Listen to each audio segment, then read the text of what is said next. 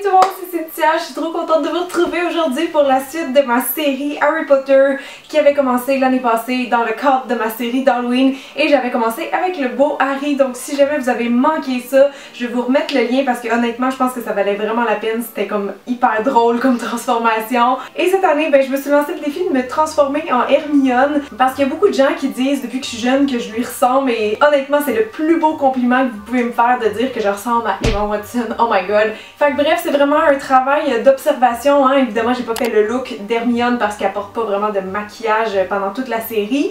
Donc c'est vraiment plus d'essayer de prendre mon visage et de le transformer en le sien, comme j'ai fait avec Harry l'année passée. Donc si vous aimez ce genre de maquillage plus théâtral, ben restez là parce que je vais vous montrer étape par étape comment faire. C'est parti tout le monde, je veux commencer par aller unifier mon teint, donc avec un fond de teint, mais avant je vais faire des taches de rousseur. J'en ai déjà sur le visage évidemment, mais je veux aller les faire ressortir parce qu'elle en a des quand même un peu plus foncées ou apparentes que moi.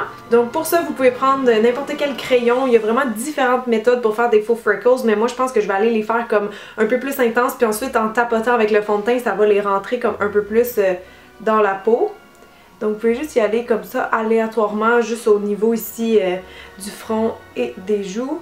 Faut juste s'assurer que ça n'a pas l'air des points noirs, tu sais. L'idéal aussi c'est d'avoir différentes formes, différentes grosseurs. Là vous pouvez les estomper donc soit avec votre doigt ou une éponge comme je fais en ce moment. Donc j'ai mon petit Beauty Blender qui est humide. C'est juste pour les faire rentrer un peu plus dans la peau. Donc là on peut y aller avec le fond de teint. C'est important aussi d'en prendre un qui a un fini très naturel, donc pas trop lumineux, pas trop mat. Donc le fond de teint c'est vraiment notre base là, il faut pas le négliger parce qu'après on va venir faire plein d'ombre et de lumière. Tant qu'à être dans ces étapes là, je vais juste lui mettre aussi un petit peu de cache-cerne parce que pauvre petite, elle a bien le droit d'avoir un peu de cache-cerne. Prochaine étape donc comme je vous disais c'est les ombres et les lumières, c'est vraiment ça qui va faire en sorte qu'on ressemble à quelqu'un, qu'on peut accentuer son visage ou carrément le transformer comme aujourd'hui. Donc super important c'est l'observation, regardez comme faut la personne en qui vous voulez vous transformer. Pour faire les ombres et les lumières vous pouvez y aller directement avec de la poudre, ça fait un effet soft, ou vous pouvez commencer avec des fards crème.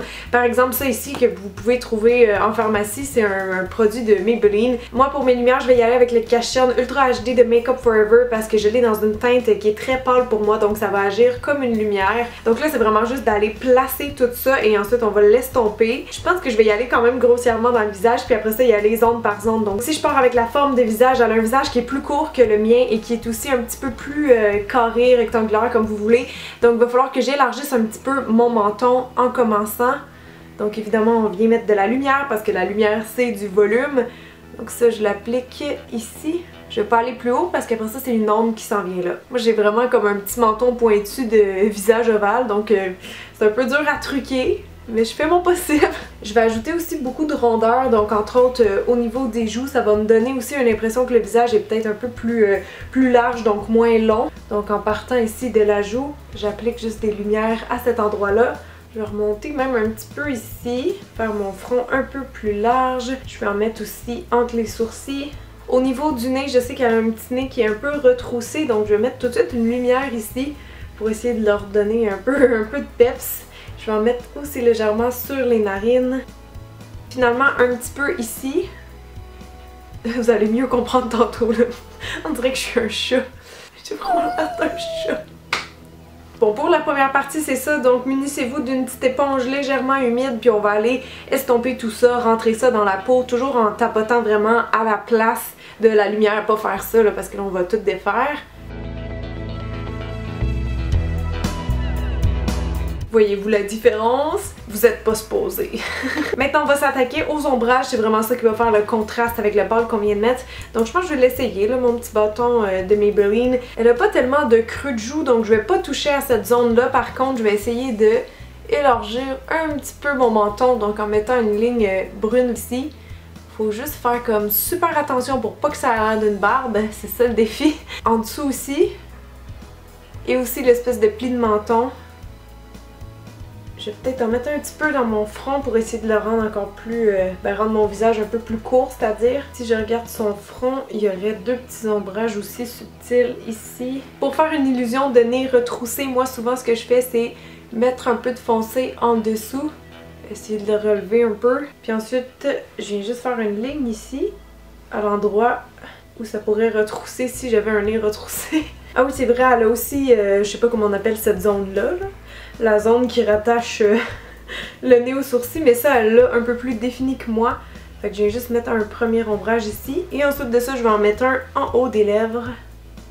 Je pourrais aussi aller définir légèrement plus le début du sillon, mais il faut y aller vraiment très soft. Ok, donc là, avec une autre éponge propre, je vais aller estomper le tout.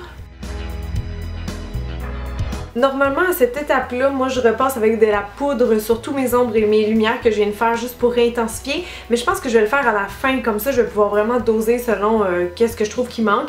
Donc je vais me concentrer maintenant sur la région des yeux. Je commence avec un crayon blanc, puis je vais juste venir appliquer ça au coin interne, en fait un petit peu aussi sous l'œil. Juste pour allonger un peu mon œil parce que j'ai remarqué qu'elle a des yeux qui sont quand même assez étirés, assez en amande. Je vais venir vraiment juste souligner le bord de l'œil, ourler comme ça légèrement et juste l'estomper rapidement avec mon doigt. Et là, avec un crayon brun, je vais aller faire une illusion que mon œil est donc un peu plus long, un peu moins rond. Donc il faut que je coupe ici dans ma paupière, donc vraiment en partant à peu près du milieu de l'œil ou de la fin, je vais juste tracer un petit trait. Et encore là, pour m'aider, j'ai pas vraiment le choix, il va falloir que j'étire mon trait. Je vais venir l'estomper tout de suite. Petit pinceau. Le crayon brun, je vais le mettre aussi dans ma muqueuse. J'ai vraiment pas le choix si je veux essayer de faire mon œil un peu plus petit, même si normalement je sais qu'il apporte plus du crayon beige ou blanc. Maintenant, on va se lancer un petit peu dans les ombres à paupières juste pour avoir un effet très soft. Je vais prendre une couleur qui est plus pâle que ma peau avec un pinceau rond et je vais juste en glisser un petit peu en dessous de mon œil parce que je vois qu'elle a un certain volume à cet endroit-là. Et maintenant, je vais prendre une couleur qui est plus foncée que ma peau, donc quand même pas brun foncé, peut-être brun clair comme ça. Je vais aller descendre ça un petit peu, balayer ça en fait sur ma paupière fixe. C'est juste pour aller essayer de descendre un petit peu mon arcade sourcilière et mes sourcils parce qu'elle les a vraiment plus proches des yeux, elle les a vraiment ici là. Bon là vous allez dire que je suis maniaque là, je vois vraiment beaucoup de détails, mais elle a un petit peu moins de paupières mobiles que moi, donc il va falloir que j'essaie de descendre mon creux, l'espèce de ligne que vous voyez là. Je prends vraiment n'importe quel brun dans ma palette, des fois je fais des mix, ce sera pas très réaliste quand je vais avoir l'œil baissé, mais ça vaut quand même la peine d'essayer. Dernière étape pour les yeux, on va aller mettre un petit peu de mascara parce qu'on voit qu'Hermione en porte, mais très très léger. Donc pour faire un effet des plus naturels, je vais y aller même pas avec un mascara, je vais y aller avec une base de mascara. Mais j'aime beaucoup ce produit-là, vraiment là. Je l'ai testé récemment puis je trouve qu'il fait un effet comme tellement naturel, donc même pas besoin de rajouter de mascara par-dessus. Dans ce cas-ci, je vais juste effleurer mes cils puis les peigner un petit peu vers l'extérieur. Puis je vais aller en mettre aussi en bas. Bon, c'est enfin l'heure des sourcils et ça c'est vraiment une partie à pas rater parce que c'est un peu un élément distinctif de Hermione. Puis comme vous voyez, je sais pas si vous voyez en fait, elle a des sourcils qui sont plus foncés que les miens, c'est pour ça que je les ai teints. Puis il faut vraiment que j'aille rendre mes sourcils moins arqués parce qu'elle a les sourcils genre vraiment droits. Et comme je disais aussi, ils sont plus bas, plus proches de l'œil, donc si je vais épaissir, ça va être plus par en bas. Je vais partir avec le Tattoo Brow de Kat Von D parce que c'est vraiment le produit le plus réaliste que je connais pour aller dessiner des poils. Je vais juste mettre en accéléré parce que c'est vraiment de la job de précision, donc il faut que je me concentre bien.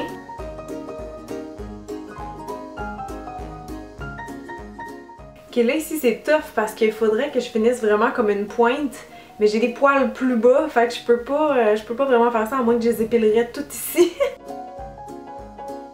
Bon, mission, les rendre un peu plus droits, je pense que c'est bon. Maintenant, il faut que je les rende un peu plus foncés. Donc je vais y aller avec mon petit kit comme ça et mon brun foncé avec un pinceau en biseau. Puis je vais juste aller repasser pour faire une illusion que mes sourcils sont encore plus fournis. Mes sourcils sont peut-être un poil... Ils sont peut-être un petit peu plus larges qu'elle, mais j'ai comme pas vraiment le choix parce qu'il faut que j'épaississe en bas.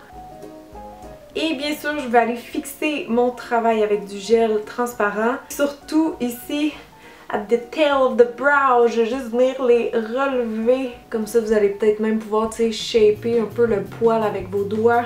Pour le nez à cette heure, je vais retourner avec ma palette et je vais juste réintensifier en fait. Donc, remettre du clair sur le bout du nez. Oh, si vous voulez, avec du noir ou du brun foncé, on peut aussi changer la taille intérieur des narines.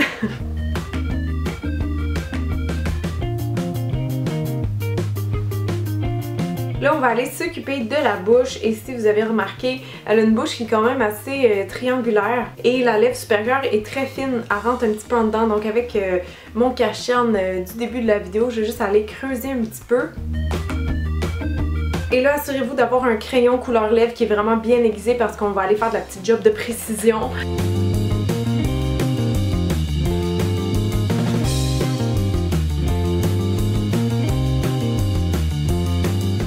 Une fois que c'est fait, vous pouvez aller réintensifier la forme de la bouche comme vous voulez, encore une fois avec les ombres et les lumières. Je vais peut-être repasser avec mon petit pinceau biseau avec un restant de brun dessus, juste repasser un peu à l'intérieur.